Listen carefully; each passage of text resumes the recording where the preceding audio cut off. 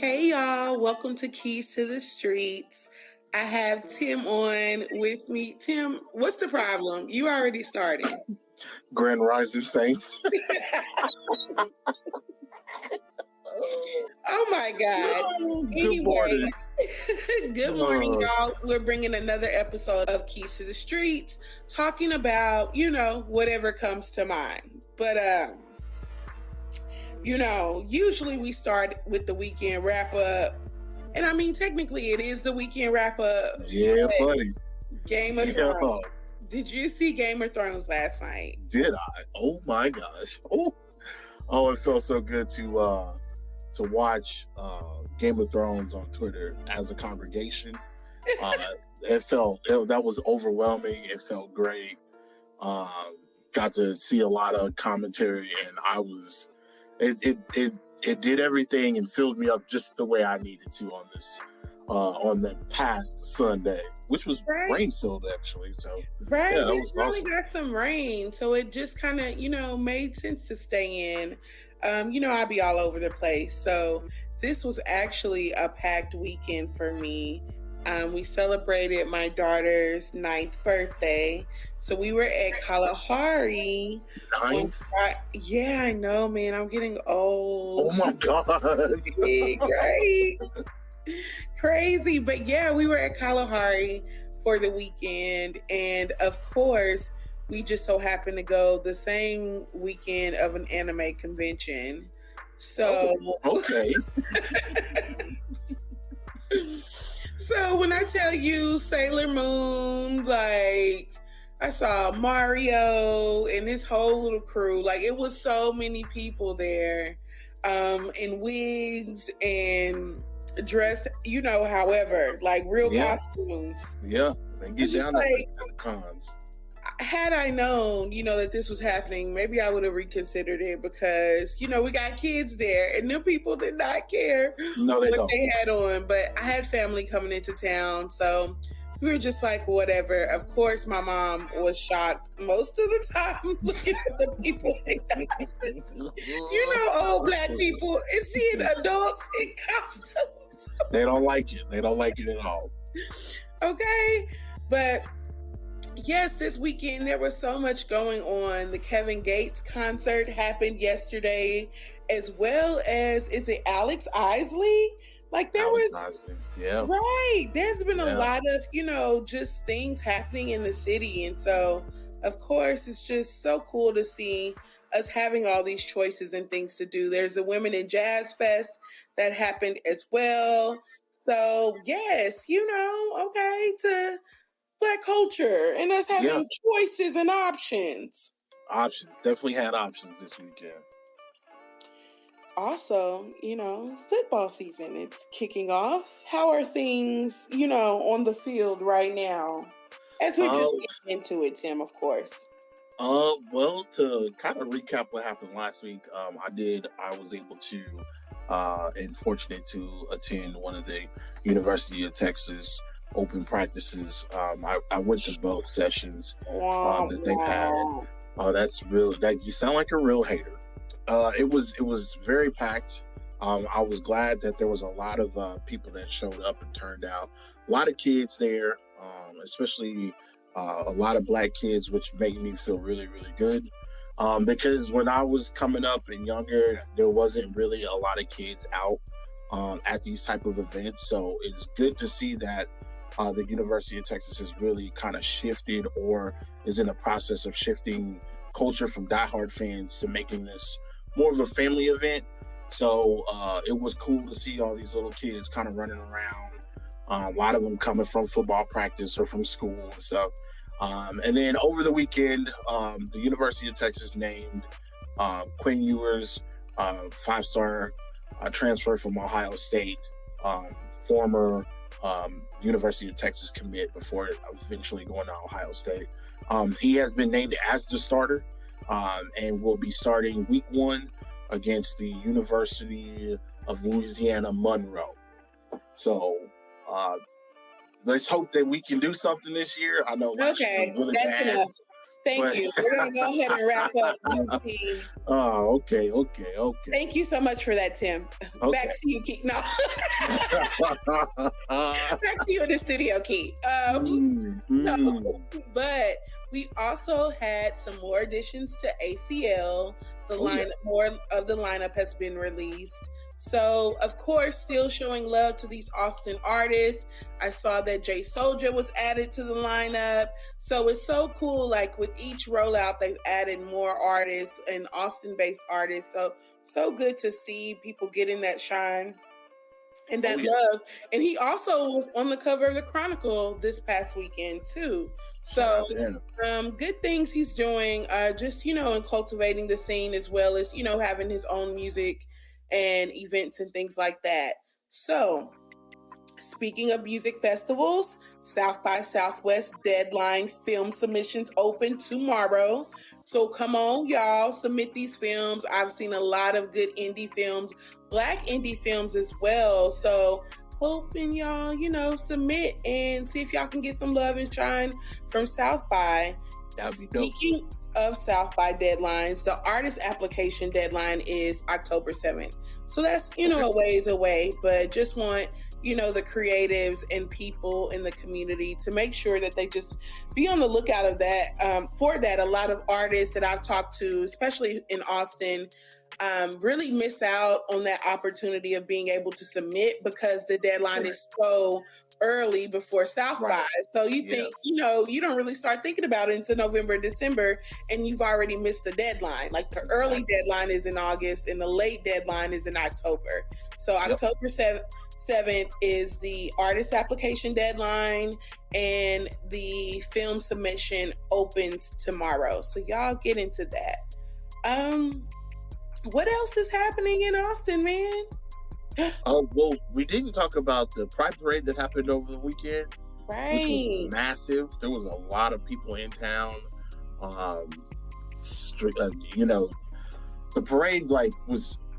I can't even imagine how big it was in that area, but I do know, I was trying to get from South Austin through downtown Austin, and, once we have a parade or some type of massive event downtown, they block everything off. So it was very difficult to travel around the downtown area over the weekend. But it was definitely dope to see the parade. In effect, I didn't actually get to attend the parade. However, they did have it on our local news channels. If you happen to have the Spectrum channel, they have the Spectrum Austin, where they showed the parade. And of course, there was major coverage on all of our local and major news stations here throughout the city.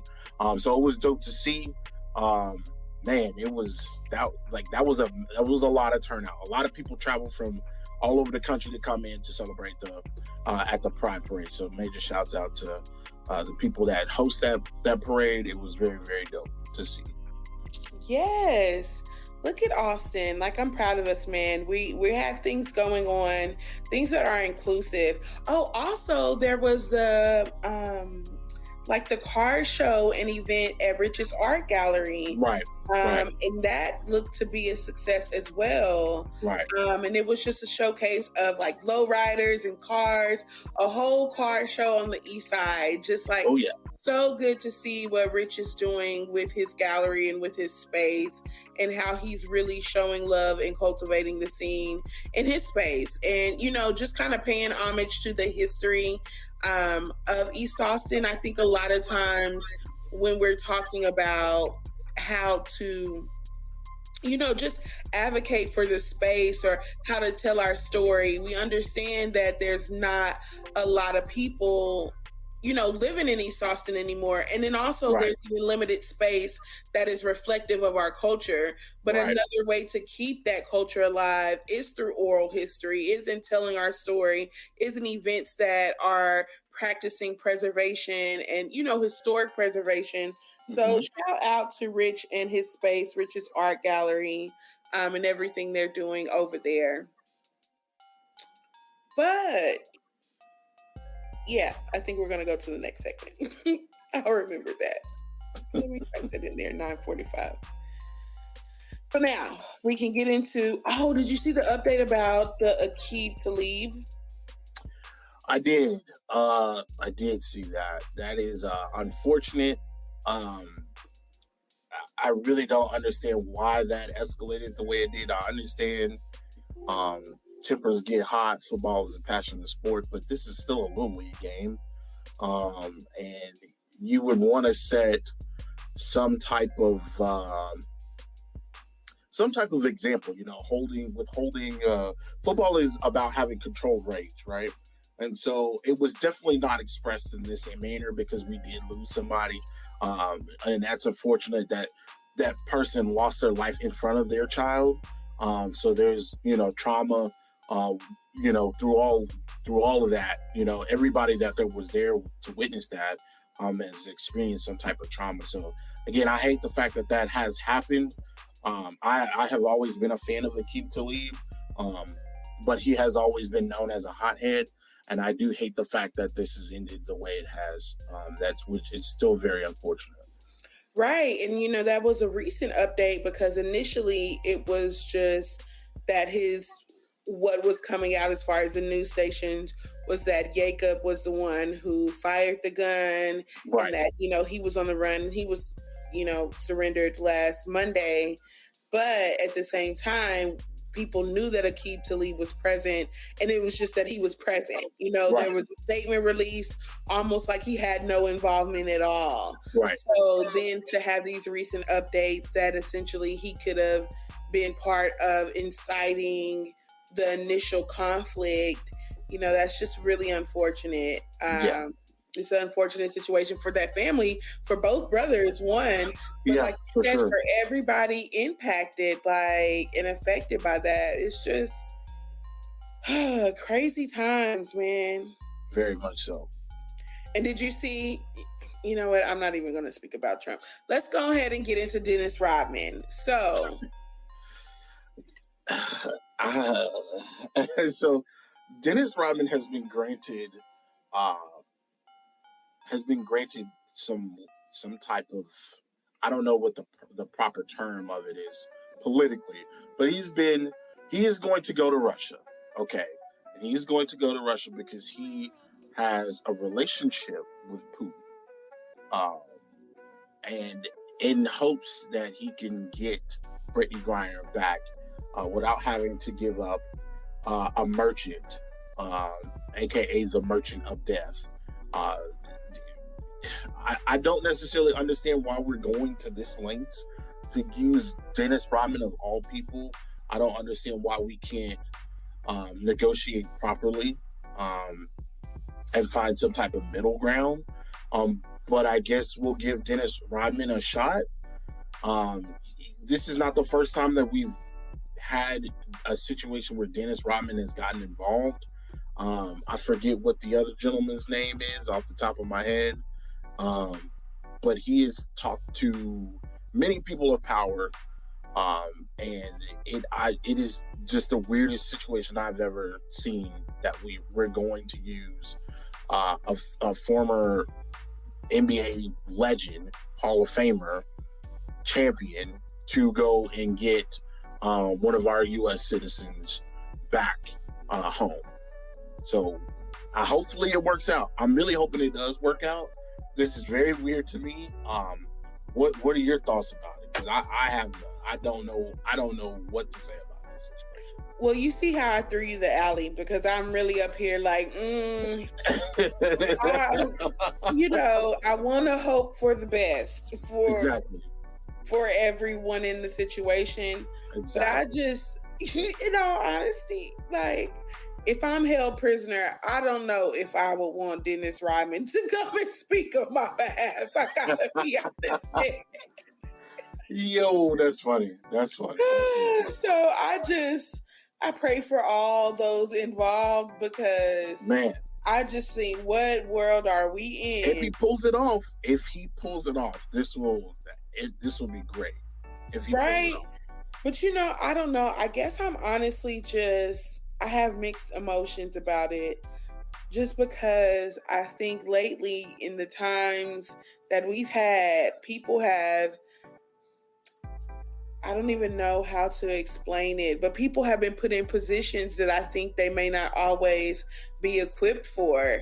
And I Right. think, it doesn't help when that has been the case for a former president, for probably several former presidents, Right. but Right. more recently, Donald Trump. Like, even, Right. I don't know if you saw his speech, and I said I wasn't going to talk about it, but saw his speech of what he would do, for his next term if he's elected.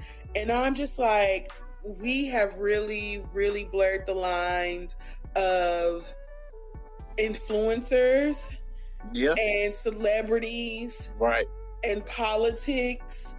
And I just don't know. It's a very murky situation. It's crazy. Like, I really can't explain it other than just crazy times. Like, I feel like I'm in an episode of, like, lately I've been saying it a lot. Like, it's the Truman Show. Like, what is really happening? Right. I was thinking more of Black Mirror, but the Truman Show is also very good. So. No, because I feel like somebody got to be somewhere looking at me just laughing. Right. Like, even today, like, it's been, apparently this has been our fourth hottest summer to date in Austin. Yes. We've had 4,400-degree days. Mm-hmm. And then out of nowhere, we just get rain. Yeah. We went, you know how they did that on the Truman Show when they just turned on the rain on them? I'm like, come on now. We went 50 consecutive days without rain. 50. The record is 54. So yeah, it's a crazy time that we're living in right now. I don't know what to do. I just mind my business and wash my hands. You know what I mean? Okay, mind my business and drink my water. Exactly. But okay, now we got a few minutes, and I just want to get into something you might have mentioned offline, Tim. Mm-hmm. You mentioned Austin's dating scene, and if you remember, I had an episode before. I did not expect you to go into that. I had an episode before where we had two people on who kind of talked about Austin's dating scene. But I've been out of the streets. Keys to the streets, but I've been out of those single streets for a while now. So I just want to know, what is your take on the dating scene in Austin? What is my take? Okay, so I don't want to say that it's a bad situation. However, I would say there are a lot of people, men and women, let me be very clear, that have some unrealistic expectations. I will say that. I will keep it at that. I'm not on no Kevin Samuels. I'm not on no Andrew Tate. I'm not on any of that. But all I can tell you, ladies and gentlemen, is just find you somebody that you like, work with them, and be done. Like, that's all I can say. That's the only advice I can give. I can't give anything else. I'm out here, I'm working on myself. And speaking of the dating scene, I want to bring acknowledgement to the lady that unfortunately got let go from her job because she told men that they need to get therapy. That is another thing. Like, I think, hey, if somebody gives you some advice, and I don't think it was bad advice for her to say, hey, I think men should get therapy. I have had therapy and it is great. And it's worked wonders for me. But I don't think anybody should lose their job in regards to that. I'll just say that. But yeah, the dating scene, it's weird. It's a very weird time. A couple of years ago, we were in the process of having we were in the beginning stages of a pandemic. So there was not a lot of expectations. There was a lot of Zoom dates. There was a lot of Zoom dates. I remember seeing people going on dates with other people, and they doing picnics or having dinners and having Zoom dinners and stuff like that, which is cool. And like, all of a sudden, I've heard men say it and I've heard women say it, and it's the dreaded, what are you bringing to the table? And I've had it with the what are you bringing to the table situation. It's just like, let's just break the table. Let's burn the table. burn it, Let's throw the table throw away. it away. There actually isn't a table, okay? There's a table no longer. Like, just come sit on the couch. Like, just go sit down on the couch. Listen, find somebody. Come sit on the love seat, because that's what it's about. That's Jesus. Oh my.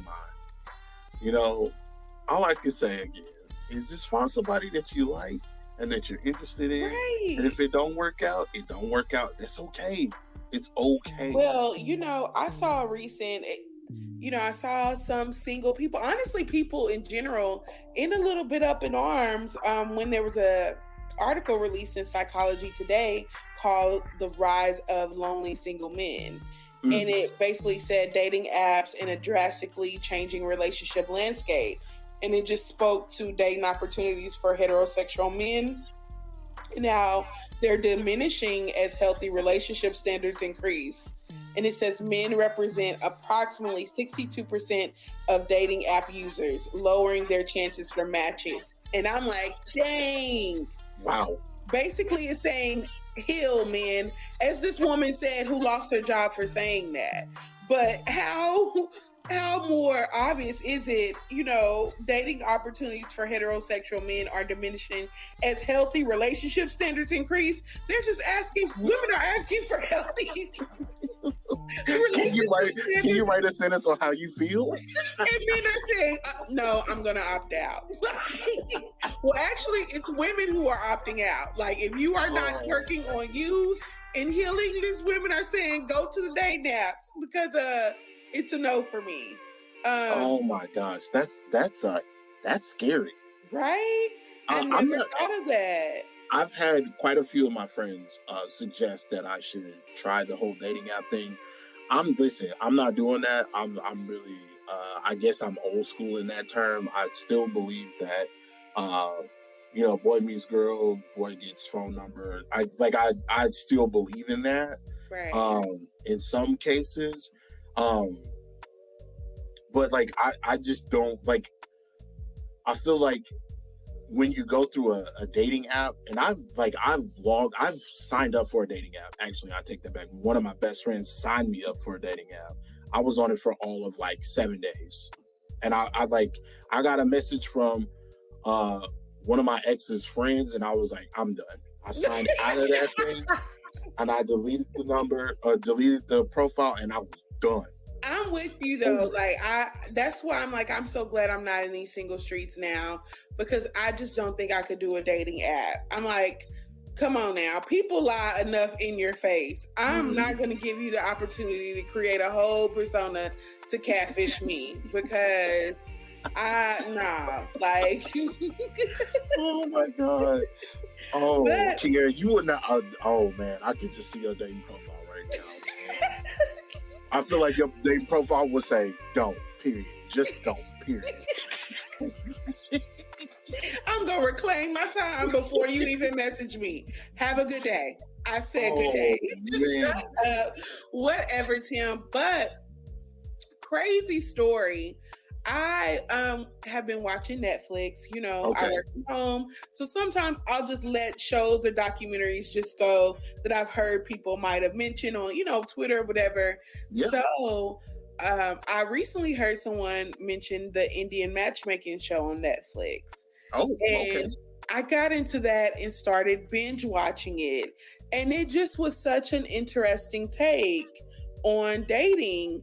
And I thought, Indian matchmaking, I've had some Indian friends, and I think people, of course, when you're not a part of a culture, there's some stereotypes that you just think are common, or, you don't really even know that they could be stereotypes. But I remember being in high school and asking a friend about arranged marriages, and he was just like, that's not necessarily something of the past, but people do regular marriages now in India. It's not just arranged marriages.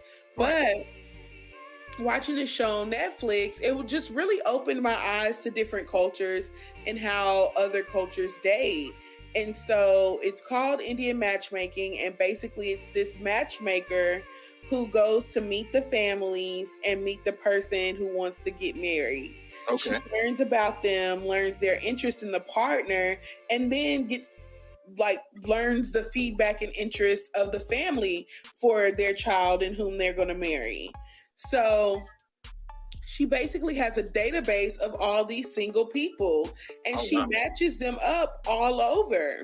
Now, initially, I thought it was just, she just match made in India, but she does it all over the world. And so Oh, she'll wow. fly all over, to see them. And like she's connected people from like Pennsylvania to and Houston, or like North Carolina and Austin, all these Oh, different wow. places, and they will fly in for like a 2-3 hour date. And so initially, thinking about it, I was just like, this is a cool perspective, because for them, it's first come marriage, then come love. So they don't even fake the funk. It's like, we're going to do this marriage. We're going to go in it knowing that we're going to adjust. And, it's just an interesting take. And so in their culture, they have marriage, which is arranged marriage. And then they call love marriage is the marriage that you have for like love. So it wasn't arranged. You might have just met this person, dated, and chose to marry them. But it's so odd. And I remember thinking, like, I did more research on it because I was like, it's so cool, but this is in my culture. I'm pretty sure it's things I could be blind to. Right. And so, of course, in doing more research, they talk about like the caste system and how this is maybe more so the culture for very rich Indians, and like how they have like a hierarchy, of course, or social class. And so this might be for the highest class. And I'm like, that makes sense, because I'm seeing these people, you gonna do a plane ticket from New York to Houston for a 3-hour date? Like, what kind of money you turn around and get back on the plane and do what? But they're all like, you got 6 days for that, right? But it was just still an interesting take. And the craziest part was I was watching this and I was just like, this is so cool. I think it was maybe episode 3 or 4, and they're interviewing an Indian counselor, a male counselor who's looking for, a wife, and he's in Austin. Why did I go to high school with this boy? Why did he go to LBJ with me? What the hell? I was like, that's crazy. That's crazy. You know him personally? Yeah, like he was in the magnet program. He was a year younger than me, but I think he was in student council or something like that. So we were around each other before, but I immediately recognized him and was just like, what? That is so crazy to see you on this Netflix show. Yeah. That's awesome. Right, and he had such an interesting story. I remember him being such a nice guy, but learning more about his story on this show was just it was really cool. And you just don't think you don't think you can relate to people in different cultures sometimes. And it's like crazy how people have these commonalities in their stories and experiences. But yeah, you got to check out Indian Matchmaking, Tim, and let me know what you think. I'll definitely check it out, because that's that's an interesting. We never really talk about other cultures really, about how they go about dating, how they go about arranged marriages. So that's definitely sounds like an interesting watch. Right. So before I let you go, we got to give away these Kehlani tickets. So if you're trying to win Kehlani tickets, I have 2 pair for you and maybe a boo. Fellas. Maybe a boo, or just your friends. You get friend dates. Friend dates are necessary too. Fellas, if you on Instagram and you following Kehlani on Instagram, just know that you want to be in that thing. Listen, don't even worry about the girl. Just grab one of your homeboys and y'all just go. You know what I'm saying? So you ain't gotta worry about the women gonna be out at least. But if you're trying to win these tickets, hit me up on IG or Twitter at Airless, HEIR_LESS, or Air Keys on Facebook, and let me know what the dating scene in Austin is like for you. Because that might not be, It might not be a dirty, murky, nasty, swampy pool for you, you know? Yeah, it might not be. It might not Those be. are some of the descriptors that I've been getting as of late. But we gonna let y'all get into the morning. And as always, we want to thank y'all for tuning in. I'm gonna do your drop this time, Tim. If y'all looking for Tim, you can find him at Tim Wayne. That's Tim_Wayne on IG, Tim. On IG, yep. Whoop, whoop. Okay. And you know where to find me. Thank y'all again for tuning in to Keys to the Streets. Grand Rising, you beautiful kings and queens. Rising. Sunshine on me.